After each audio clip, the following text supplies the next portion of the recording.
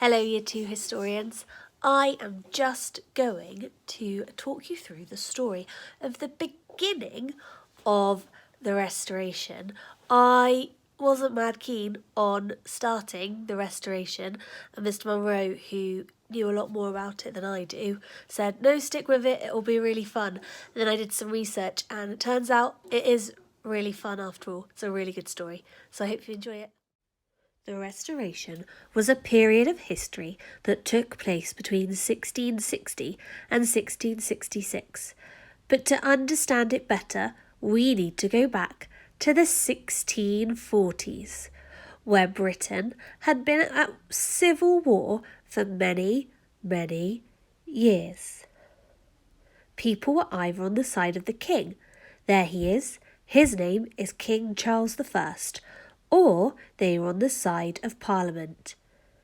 Eventually, after years of fighting, Parliament won. In 1649, England lost their king because their king lost his head. He was executed. His son, whose name, rather unexcitingly, was Charles II, wanted to become king. But the people of England said, no thanks, we don't actually need a king anymore.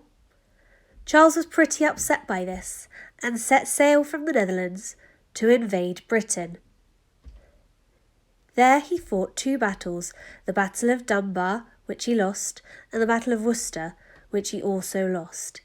He ended up having to hide from the enemy in a giant oak tree like some sort of weird posh squirrel. So kings were no longer in charge. Instead, in marched the Commonwealth, led by the Lord Protector of the Realm, whose name was Oliver Cromwell. He was like a king, except not a king. And to prove it, he destroyed the crown jewels. Oliver Cromwell was a Puritan, which meant he was very, very religious. He and his parliament created laws to ban the theatre, sports, gambling, and all kinds of other things that British people thought were fun.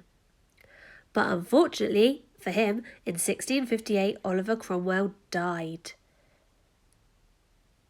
The job of Lord Protector of the Realm was passed down to his son, Richard Cromwell, who turned out to be as useless as a hammer made of jelly. Some other members of Parliament thought that they had better take over now. If you're thinking this all sounds a bit complicated, that's because it was. So far, England had had an arrogant king who was dead, and a controlling Lord Protector of the Realm who was dead, and now a useless Lord Protector of the Realm who was, well, useless. Suddenly, the people of Britain started to think that maybe having a king wasn't so bad after all. If only they had a spare king somewhere, say, a second King Charles. Oh wait, they did! King Charles II, who was still sulking in the Netherlands. When England got in touch with him and said, hey Charles II, things aren't going so well in England, turns out that having a king can be quite useful. Fancy coming back and doing some kinging for us? Charles II was like, yeah, I am totes up for that. And so began the Restoration. So that's the story of how the Restoration started. This week we're going to find out some more about what happened during the period of the Restoration. There were some really cool things that happened in the Restoration and some significant people who were alive during that time, and some really yucky gory bits too. So I hope you're really excited for a week of exciting new history. Take care, you two.